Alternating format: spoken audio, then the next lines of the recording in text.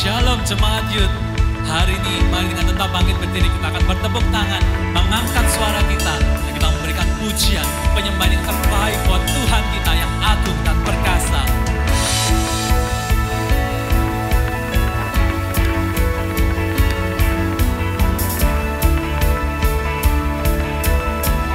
Mari bersama-sama katakan,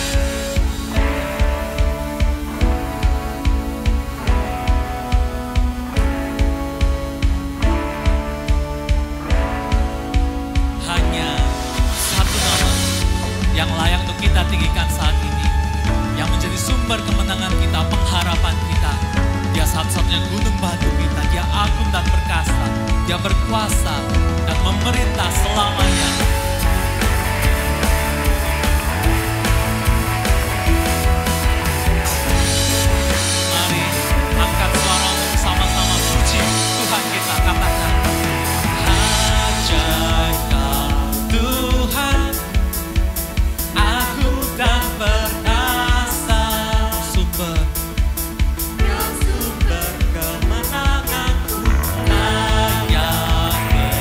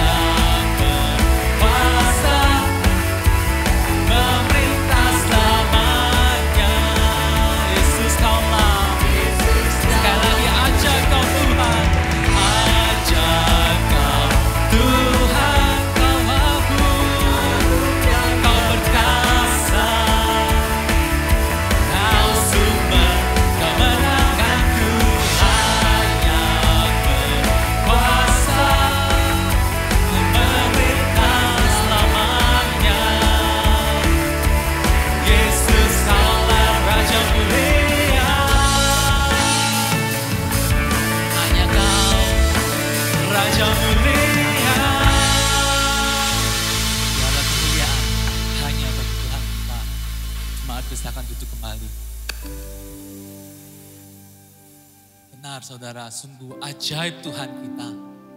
Dia layak untuk disembah. Dia sumber kemenangan kita, sumber pengharapan kita yang tidak pernah berubah. Sungguh tidak kemarin, tidak hari ini, tidak juga hari esok. Dia tidak pernah sedetik pun berubah.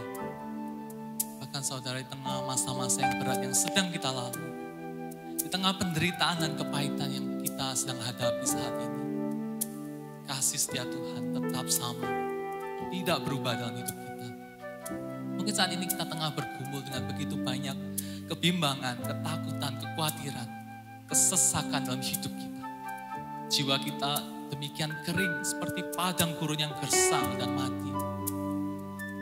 Tapi hari ini, saudara, sungguh firman Tuhan mengingatkan kita bahwa kita tidak sendirian. Setiap kita yang hidup di masa ini sedang mengalami hal yang sama. Sebagai saudara seiman, mari kita saling menguatkan. Dan juga dengarlah undangan dari Tuhan pada setiap kita hari ini. Yang letih lesu, yang berbeban berat, mari kita datang kepadanya. Mari kita membawa segenap hati kita, hidup kita kepadanya. Dengan jujur kita mengakui kekeringan dalam jiwa kita. Biarlah kasihnya, biarlah kebaikannya, biarlah kekuatannya boleh menghampiri kita dan membawa kita erat melekat kepadanya.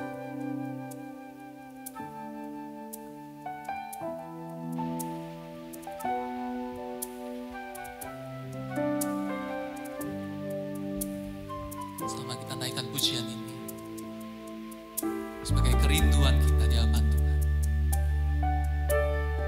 Ya Allah, Engkau kerinduanku, selalu ku cari wajah-Mu Tuhan, seperti tanah yang kering, rindukan air. Demikianlah jiwaku rindu Engkau. Memandangmu di tempat duduk dan melihat kemuliaan-Mu. Ku berdiam di bawah naungan sayap-Mu, dan ku dapat kekuatan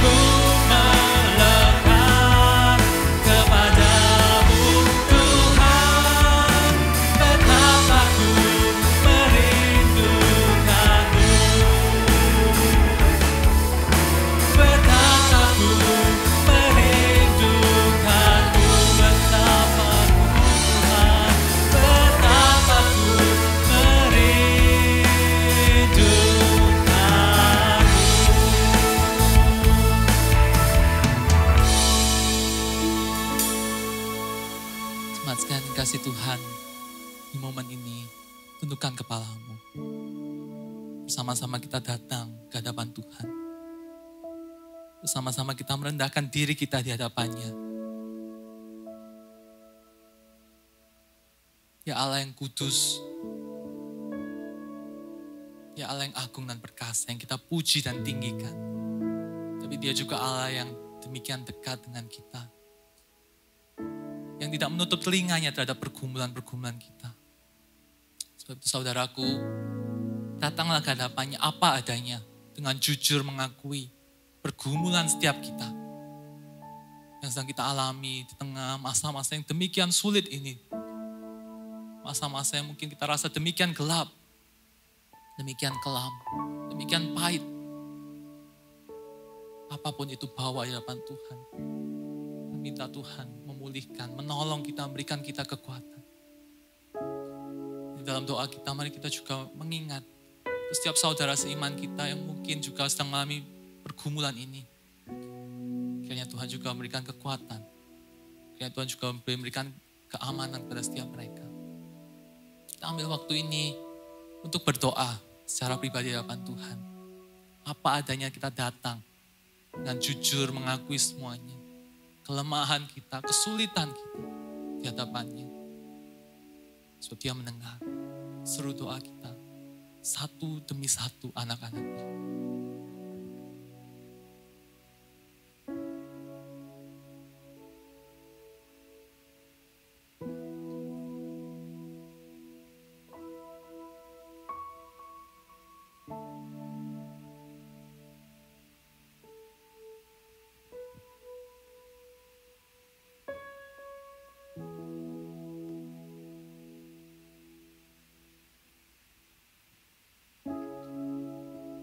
Kita juga akan menaikkan beberapa pokok doa syafaat saat ini. Kita juga akan berdoa, mengangkat suara kita untuk para korban banjir, korban longsor, dan ada demikian banyak bencana alam lainnya yang terjadi di awal tahun ini. Sungguh bukan tahun yang mudah untuk negara kita. Kita berdoa untuk para korban ini supaya Tuhan beri kekuatan. Tuhan beri penghiburan dan pemulihan. Kita berdoa juga supaya pemerintah boleh memiliki hikmat bijaksana untuk menyelesaikan setiap permasalahan yang ada. Kita juga boleh berdoa supaya Tuhan terus menggerakkan lebih banyak lagi orang, khususnya orang-orang percaya untuk boleh peduli dan membantu pemulihan dari para korban. Dan kita angkat suara kita berdoa untuk bangsa negara kita ini. Ya Tuhan, kami datang ke hadapan-Mu. Tuhan, kami melihat bahwa tahun ini bukan tahun yang lebih mudah Tuhan. Justru di awal tahun ini kami melihat ada begitu banyak bencana yang datang kepada negeri kami. Ada begitu banyak masalah Tuhan yang harus dihadapi oleh negara kami. Kami belum terlepas dari pandemi COVID-19, tapi kami juga harus menghadapi begitu banyak masalah yang lain. Tuhan, kami percaya Tuhan, Engkau Allah yang berdaulat. Engkau sanggup untuk memulihkan bangsa negara kami. Engkau sanggup untuk menolong setiap korban, memulihkan mereka. Engkau sanggup untuk hadir, menghibur mereka Tuhan. Kami berdoa untuk para pemerintah kami, bagi para pemimpin kami, Tuhan kiranya memberikan hikmat. Tuhan kiranya menolong mereka supaya boleh menangani dengan baik pemulihan dari setiap bencana ini. Tuhan juga gerakan kami, gerakan setiap anak-anak-Mu Tuhan, untuk boleh ikut ambil bagian. Walaupun ini masa yang sulit untuk setiap kami, tapi kami juga mau mengambil bagian, menyisihkan Tuhan apa yang kami bisa berikan. Dana, daya kami, doa kami Tuhan kami serahkan. Supaya boleh ada pemulihan bagi bangsa negara kami dan bagi khususnya bagi mereka yang terdampak Tuhan sebagai korban. Dengar doa kami Tuhan. Terakhir mari kita juga berdoa untuk gereja kita secara khusus bagi para hamba Tuhan. Supaya Tuhan boleh terus memberikan kekuatan, memberikan kesehatan dan hikmat dalam menjalankan pelayanan penggembalaan jemaat di masa yang sulit ini. Kiranya mereka boleh Tuhan berikan kekuatan, pertolongan. Sehingga mereka boleh tahu apa yang harus dilakukan untuk menghibur, untuk boleh menguatkan iman dan kerohanian setiap jemaat Tuhan. Dan kita angkat suara kita dan kita berdoa. Tuhan, kami terus berdoa Tuhan, menyerahkan gereja kami dalam tangan Tuhan. Masa-masa yang sulit ini gereja kami pun perlu beradaptasi Tuhan. perlu mengubah begitu banyak hal Tuhan. Untuk bisa tetap melayani setiap jemaat Tuhan. Untuk boleh tetap menyampaikan firman Tuhan dan bina kerohanian setiap jemaat. Kami berdoa Tuhan secara khusus memberikan hikmat, berikan kekuatan, kesehatan kepada hamba-hamba Tuhan, gereja kami. Supaya mereka boleh melayani Tuhan yang setia. Mereka boleh memiliki ide-ide yang baik Tuhan. Yang boleh dilakukan untuk boleh mengembalakan, untuk boleh menguatkan, untuk boleh membina Tuhan iman dan kerohanian dari setiap jemaat GKA Gloria. Kami serahkan setiap hamba Tuhan kami dalam tangan Tuhan. Tuhan dengar doa kami ini Tuhan. Dengar seruan kami. Kami bawa semuanya dalam tangan Tuhan.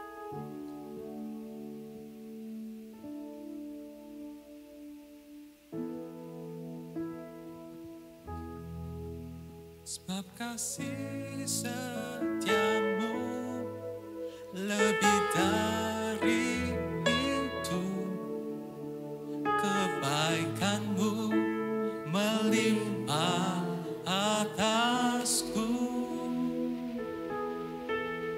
jiwaku melekat kepadamu Tuhan, betapa ku merindukanmu.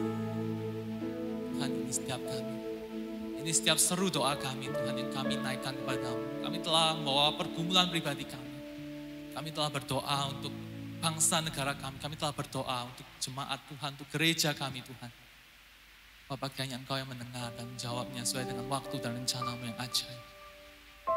Dan kami sekali lagi datang hadapan-Mu mengakui bahwa kami manusia yang lemah. Kami membutuhkan Engkau. Betapa hati dan jiwa kami kering dan kami merindukan Engkau. Kami diingatkan kembali betapa besar Engkau mengasihi kami. Ya Tuhan, bawa kami, ajar kami untuk juga mengasihi Engkau seperti Engkau yang telah mengasihi kami lebih dahulu. Mengasihi Engkau dengan segenap jiwa kami, dengan segenap hati kami. Bukan dengan kata-kata kami saja, tapi boleh dengan segenap perbuatan kami. Kami rindu Engkau yang ditinggikan, Engkau yang dimuliakan Tuhan. Kami mau merenungkan firman-Mu, kami mau melakukan firman-Mu dalam hidup kami. Kami mau taat dan setia kepada-Mu Tuhan.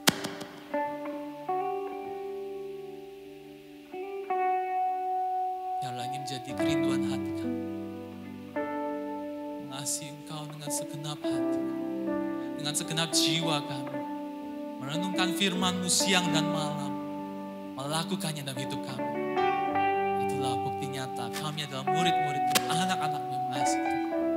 Dengar doa kami. Demi nama Tuhan Yesus kami berdoa. Amin. Kita pujikan lagu. Aku mengasihi Engkau Yesus dengan segenap hatiku. Aku mengasihi Engkau. Aku mengasihi Engkau Yesus dengan segenap jiwaku. Ku renungkan firman-Mu siang dan malam.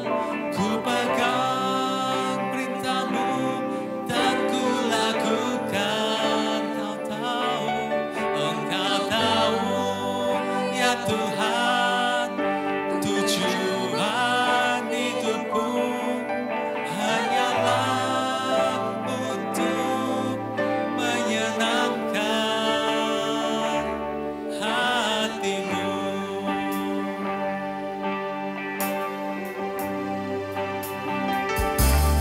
Aku mengasihi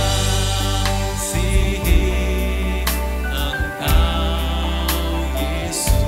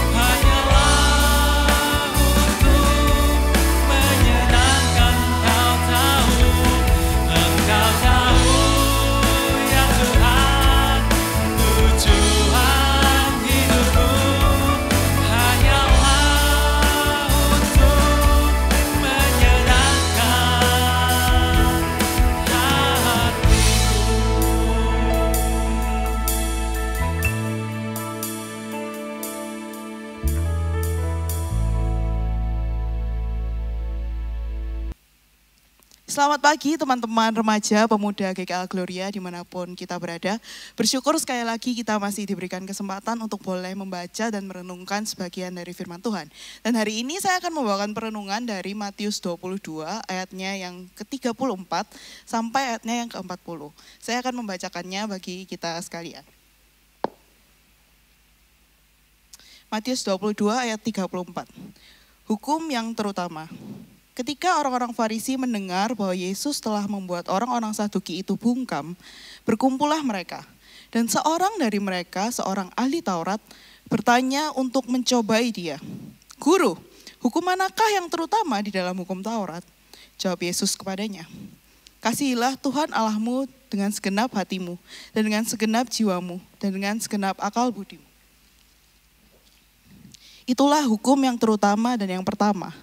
Dan hukum yang kedua yang sama dengan itu ialah kasihilah sesamamu manusia seperti dirimu sendiri. Pada kedua hukum itulah tergantung seluruh hukum Taurat dan kitab para nabi. Sedemikian jauh pembacaan firman Tuhan. Bersyukur untuk setiap kita yang masih bisa membaca dan merenungkan serta melakukannya dalam kehidupan kita. Nah teman-teman, hari ini saya mendapatkan tema dari pengurus gitu ya. Temanya adalah Love God by obey to Him gitu. Dan menurut saya mungkin saya akan sedikit mengubah temanya gitu ya menjadi Loving God through Obedience.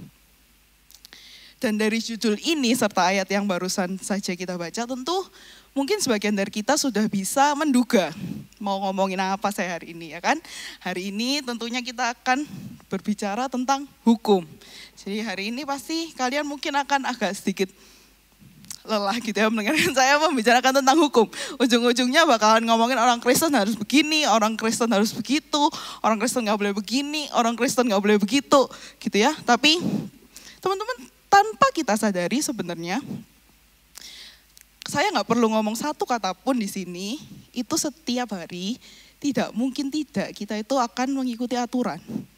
Jadi artinya kita selalu mengikuti aturan dimanapun dan kapanpun kita berada begitu. Saya kasih contoh, kalau misalkan buat teman-teman yang masih tinggal bersama orang tua gitu. Begitu kita bangun tidur, kita beraktivitas di dalam rumah, tentu akan ada aturan-aturan dari papa mama yang harus kita ikuti, benar tidak? Entah itu misalnya bangun jam berapa atau makan jam berapa, atau mungkin bahkan cara makannya pun diatur gitu. Apakah harus makan bersama-sama atau makan sendiri-sendiri boleh-boleh aja. Kayak gitu. Nah misalkan buat teman-teman yang sudah tinggal sendiri nih, apakah kemudian tidak ada aturan? Tentu saja tidak, tetap ada aturan. Entah itu yang dibuat sendiri ataupun dari orang lain. Contohnya gini, misalkan kalian tinggal sendiri di apartemen atau ngekos gitu ya. Begitu bangun tidur, atau mungkin waktu tidur kalian itu kalian atur gitu. Nah itu kan berarti kalian sedang membuat aturan untuk diri kalian sendiri. Begitu bangun tidur langsung mandi atau bersih-bersih kamar. Atau misalkan urusan makan. Setelah makan harus ngapain? Apakah langsung dicuci atau dibiarin dulu? Itu adalah aturan yang akan kalian buat untuk menata hidup kalian gitu. Dan begitu keluar dari rumah, kalian akan misalkan ke jalan gitu ya. Entah kalian nyetir mobil, nyetir motor, atau mungkin jalan kaki. Tetap ada aturan yang harus diikuti. Ya kan? Dan setelah itu kalian mau pergi ke suatu tempat, entah ke mall, entah ke sekolah atau kampus atau tempat kerja kita. Aturan yang akan diikuti akan semakin banyak, bukannya semakin sedikit. Dan ditambah lagi di tengah kondisi pandemi ini tentu ya kita harus selalu menjaga protokol kesehatan. Aturan lagi, ya kan? Dan dari begitu banyaknya peraturan ini tentu di antara kita akan ada orang-orang yang sangat mempertanyakan gitu ya. Mungkin orang-orang yang bahkan gak suka, orang-orang yang rebel anggapannya ya. Gak suka mentaati peraturan gitu. Akan sangat bertanya-tanya, kenapa? Kenapa aku harus gini? Kenapa aku harus mengikuti aturan ini? Apa esensinya aturan ini ada? Ya saya pribadi sering mempertanyakan itu teman-teman. Dan seringkali sayangnya jawaban yang kita temukan itu sangat tidak memuaskan. Kita bertanya, tapi jawabannya ya udahlah itu loh udah dari kapan-kapan dilakuin, udah dari nenek moyang kita dilakuin, udah kamu ikutin aja. Atau itu udah disuruh sama bos, udah kamu gak usah tanya-tanya kenapa. Tentu jawaban seperti itu akan membuat kita ingin marah, ingin tidak menjalankan aturan itu karena menurut kita ini sama sekali tidak penting untuk dilakukan. Atau yang jawabannya lumayan menyenangkan, misalkan, kenapa kalau di jalan kita harus pakai seat belt? Ya supaya kita aman, kalau misalkan terjadi kecelakaan pun tidak sampai lukanya yang parah gitu kan. Oh oke lah, masih bisa diterima. Tapi yang ngelakuinnya bukan dengan sukacita tentu. Ya udah lakuin aja kayak rutinitas gitu loh. Dan nggak ada passion gitu, tiap kali naik mobil nggak, wah aku harus langsung pakai seatbelt, nggak gitu. Mungkin bahkan lupa gitu, karena ya ini cuma rutinitas. Akan sangat berbeda hasilnya, akan sangat berbeda kalau kita itu melakukan peraturan-peraturan itu dengan dasar kasih, teman-teman.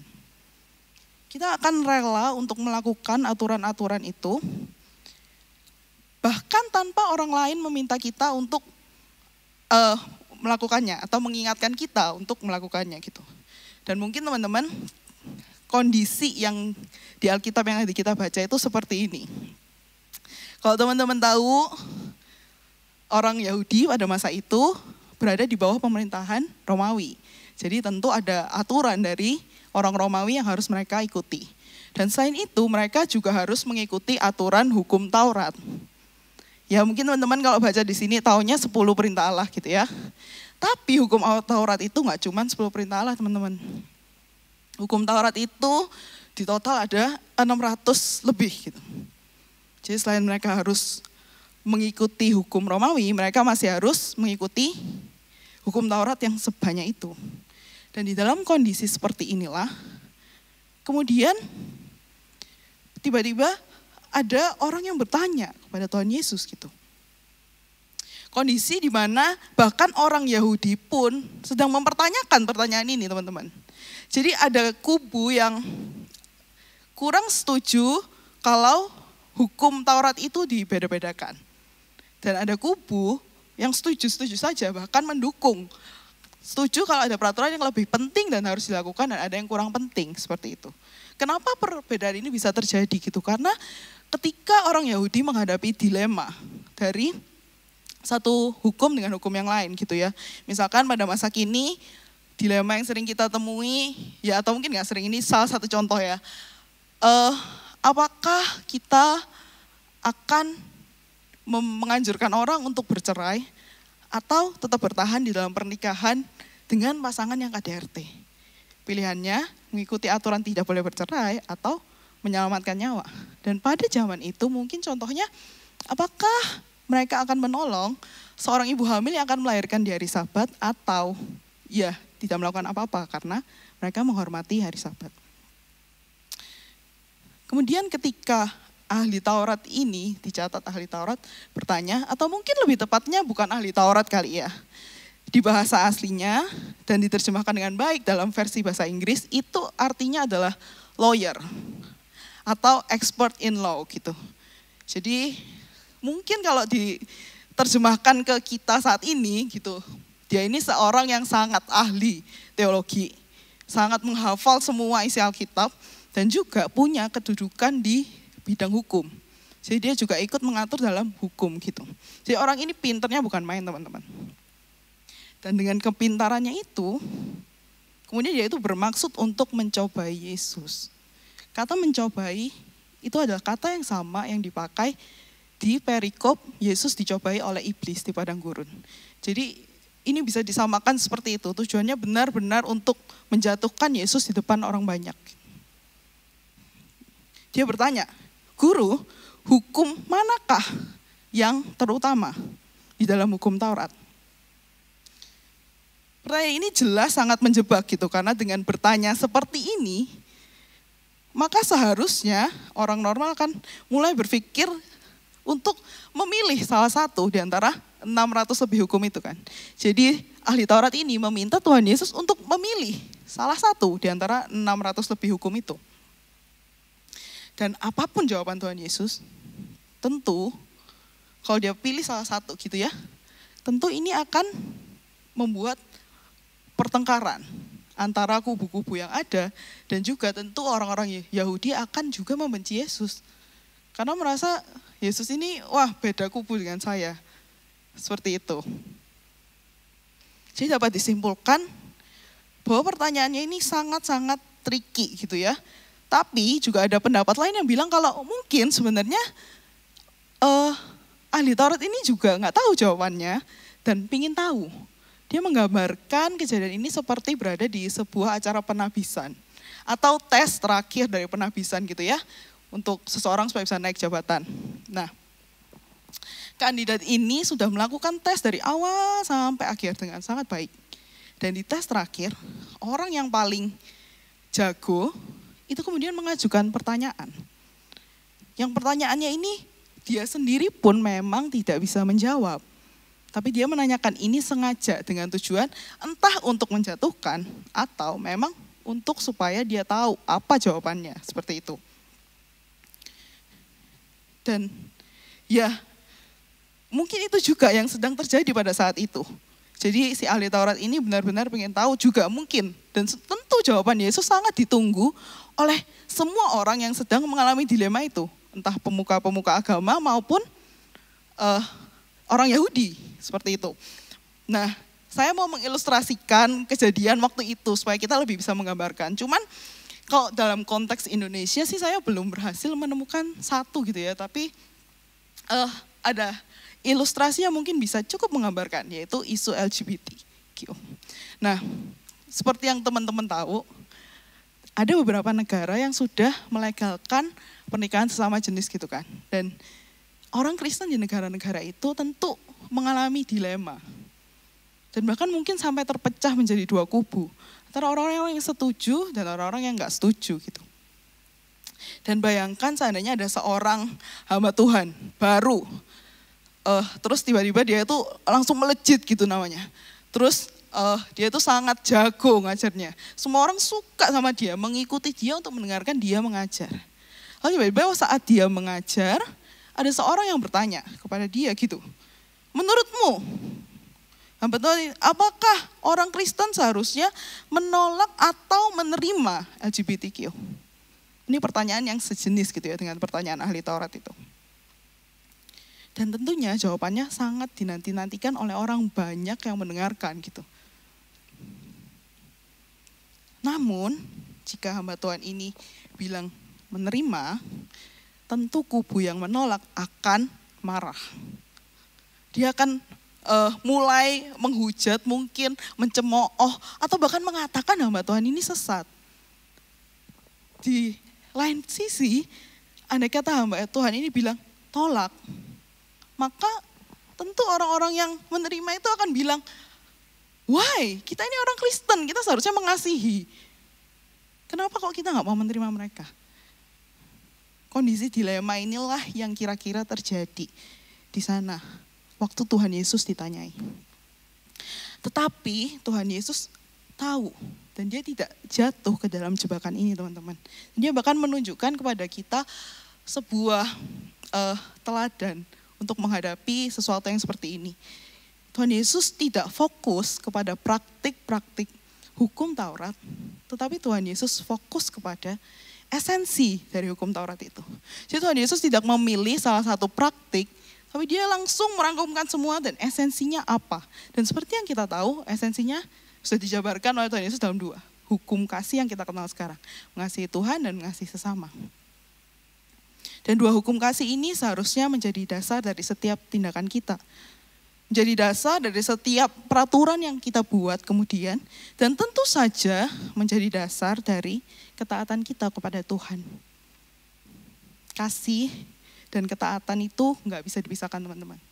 Kasih dan ketaatan itu seperti dua sisi dari uang koin gitu ya. Yang nggak bisa dipisahkan satu dengan yang lain. Tanpa kasih, maka ketaatan itu hanya akan menjadi sebuah perbuatan yang kosong gitu. Dan bahkan cenderung akan jatuh kepada legalisme. Kolose 2 ayat 3 berkata, peraturan-peraturan ini walaupun nampaknya penuh hikmat dengan ibadah buatan sendiri seperti merendahkan diri, menyiksa diri, tidak ada gunanya selain untuk memuaskan hidup duniawi.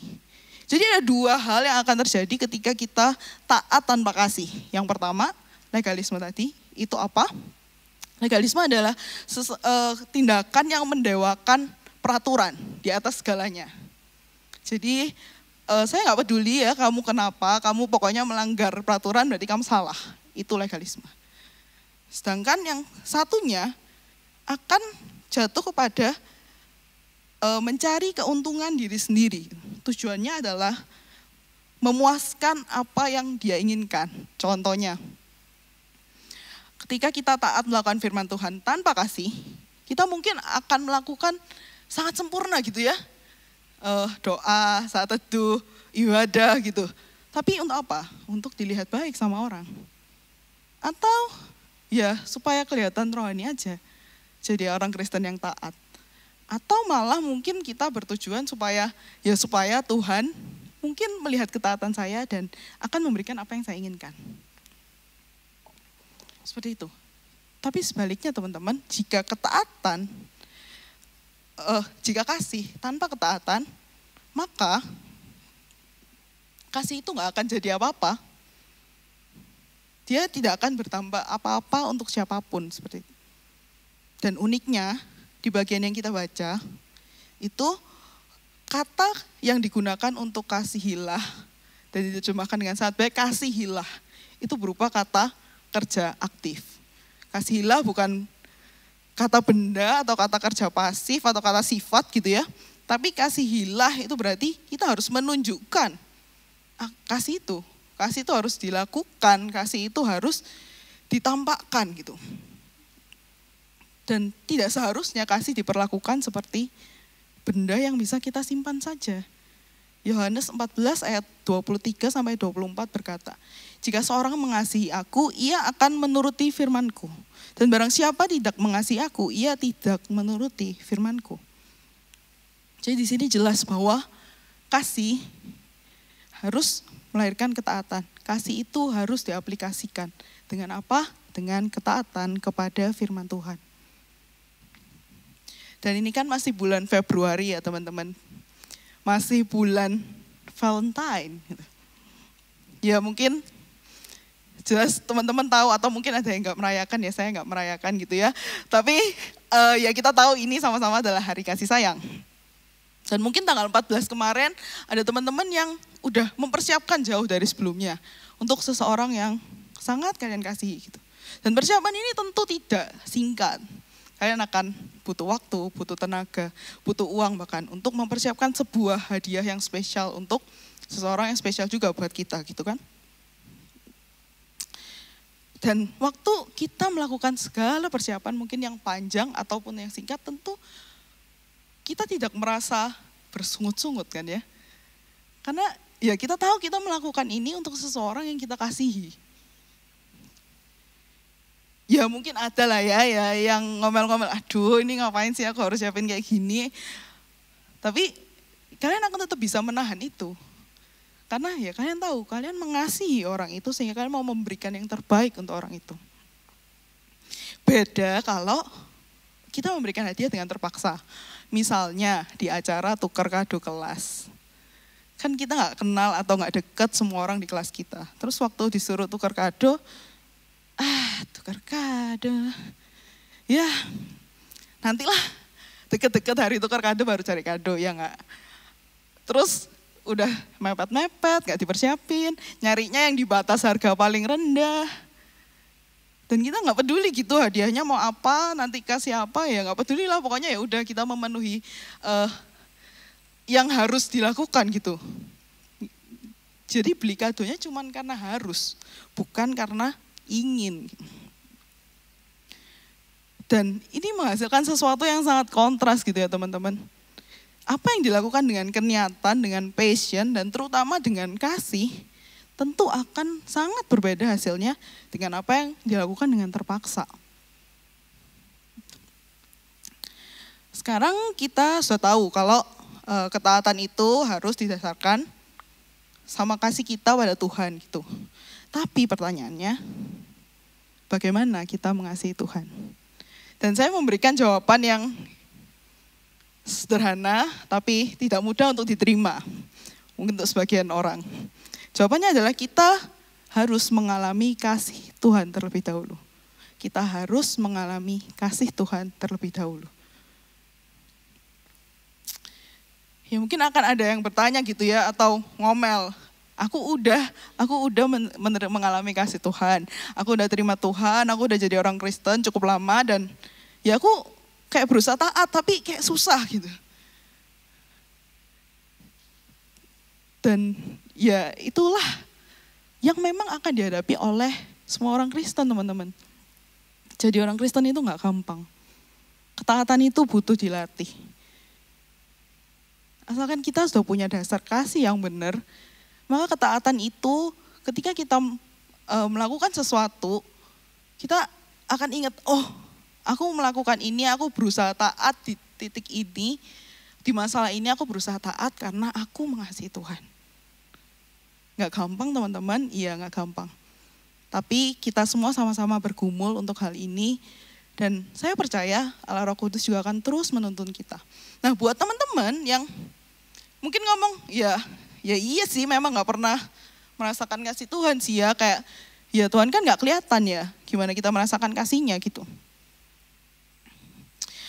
Saya mau bilang saat ini teman-teman, kalau gak ada kasih yang lebih besar daripada kasih seseorang yang memberikan nyawanya bagi kita.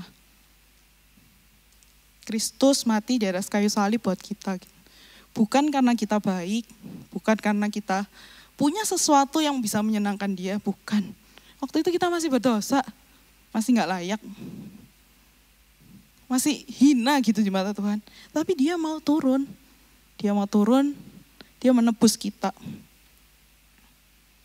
Dan bahkan kalau kita melihat kondisi kita saat ini, seorang manusia yang punya pemikiran, yang punya free will, kita juga harus bersyukur kepada Tuhan atas hal itu. Kalau kita kembali ke masa penciptaan, di mana Tuhan menciptakan manusia, mungkin kita akan bertanya, kenapa Tuhan membuat manusia itu punya free will? Kalau memang Tuhan cuma mau seseorang yang taat sepenuhnya kepada Tuhan, buat aja robot Tuhan, ngapain susah-susah buat manusia. Tapi enggak. Tuhan pilih membuat kita seperti ini karena Tuhan mengasihi kita. Dan Tuhan ingin dengan free will kita, keinginan kita bisa melihat kasih Tuhan yang sangat besar itu. Dan kita memilih untuk mengasihi dia, untuk menaati dia di dalam kasih itu. Bukan dengan keterpaksaan. Dan saya akan mengakhiri khotbah saya hari ini dengan sebuah cerita. Ada seorang anak laki-laki yang dia ini memiliki seorang ibu yang cinta Tuhan, yang membawa anaknya ini ke sekolah minggu, mengajarkan cerita-cerita firman Tuhan kepada anak ini. Namun sayangnya, sebelum ulang tahun dia yang ke-7, ibunya meninggal. Dan semenjak itu, dia gak pernah lagi ke gereja. Dia gak pernah lagi buka Alkitab, dia gak pernah lagi dengar cerita tentang firman Tuhan, gak pernah. Lalu anak ini semakin besar, dia tumbuh jadi remaja dan dia tumbuh menjadi pria dewasa. Dan ketika itu dia bekerja sebagai kapten kapal. Dan kehidupan seorang kapten kapal pada masa itu isinya adalah foya-foya, bersenang-senang, dan tentu ini adalah kehidupan yang sangat jauh dari Tuhan. Dan yang lebih parah, dia bahkan gak peduli waktu kapalnya dipakai untuk perdagangan budak. Dia sama sekali gak peduli. Yang penting saya mendapatkan keuntungan dari transaksi ini. Mau ini perdagangan budak kayak narkotik kayak saya gak peduli. Gak apa-apa, pakai aja kapal saya. Namun sebuah kejadian mengubahkan seluruh hidupnya. Ketika dia mengendarai kapalnya, badai besar menghantam kapal yang dia kemudikan. Dia sudah gak bisa mengendalikan kapalnya lagi, sampai di satu titik dia cuma bisa diam dan udah pasrah nunggu ajalnya gitu. Tapi di saat itu, di saat paling genting di dalam hidupnya, tiba-tiba dia teringat tentang cerita yang sering diceritakan ibunya waktu dia gak sampai umur 7 tahun. Dia ingat ada satu pribadi, dia itu Yesus. Dan di tengah kondisi yang seperti itu, pria ini kemudian berdoa kepada Tuhan. Dia berdoa ingin diselamatkan. Dan secara ajaib, badai mulai mereda. Dan akhirnya dia dan seisi kapalnya bisa selamat. Setelah mengalami kejadian yang sangat ajaib tersebut, pria ini mulai berubah. Dan pada akhirnya bahkan pria ini menyerahkan dirinya menjadi hamba Tuhan. Dan dia juga menulis sebuah lagu yang sangat terkenal dan saya yakin teman-teman semua pasti tahu. Judulnya Amazing Grace. Benar sekali, yang sedang saya ceritakan adalah pengarang dari lagu ini, John Newton. Ketika pada akhirnya John Newton benar-benar memahami dan mengalami kasih Tuhan secara pribadi. Di dalam hidupnya dia mulai berubah. Dari seorang yang tidak menjalankan firman Tuhan, menjadi seorang yang menyerahkan hidupnya untuk menaati rencana Tuhan bagi dirinya. Bagaimana dengan setiap kita? Apakah kita saat ini sudah memahami dan mengalami kasih Allah itu secara pribadi? Teman-teman, menaati firman Tuhan adalah hal yang sulit. Mengasihi Tuhan dengan tulus adalah hal yang lebih sulit. Apalagi merasakan kasih Allah dari Allah yang tidak bisa kita lihat. Tetapi hal ini bukannya gak mungkin, teman-teman. Allah yang mengasihi kita telah mengutus Roh Kudus yang bekerja di dalam setiap kita agar kita bisa mengalami kasih Allah tersebut.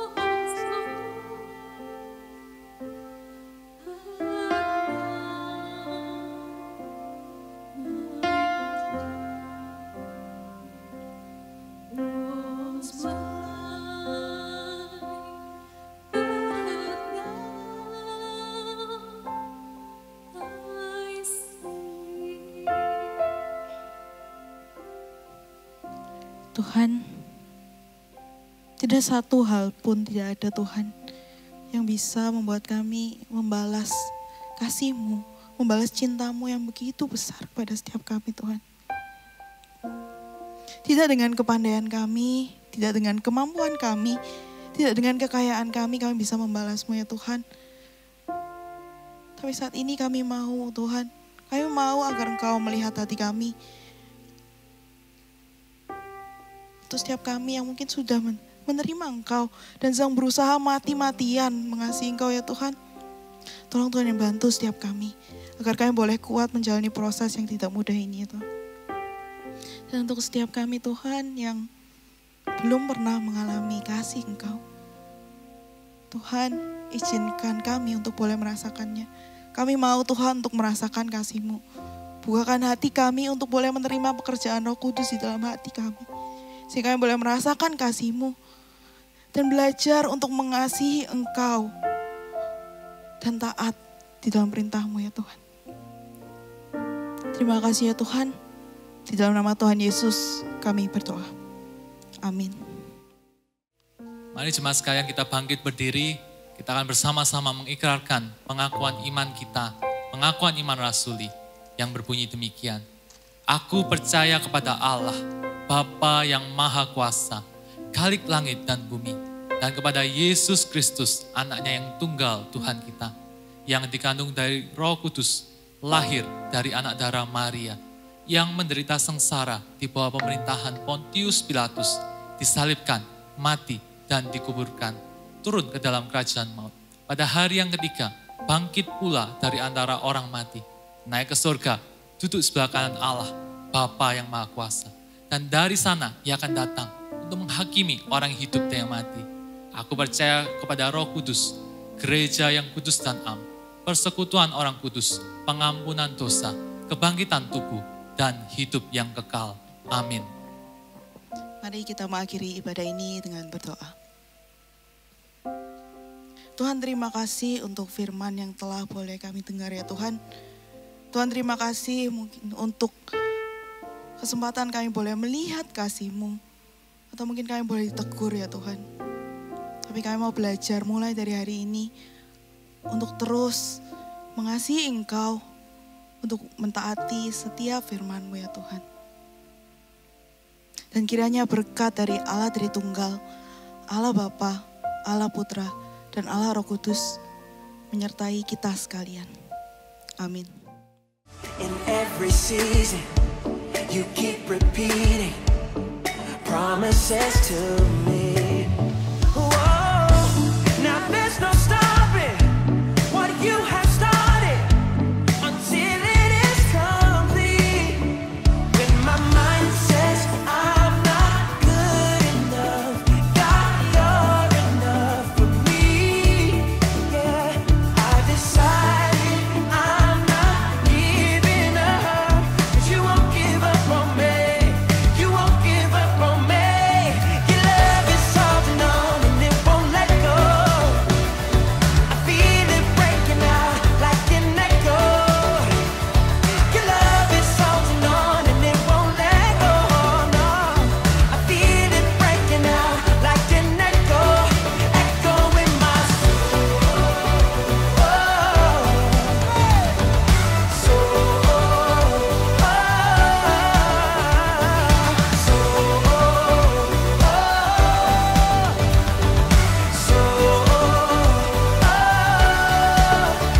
When my mind says I'm not good enough, God, you're enough for me.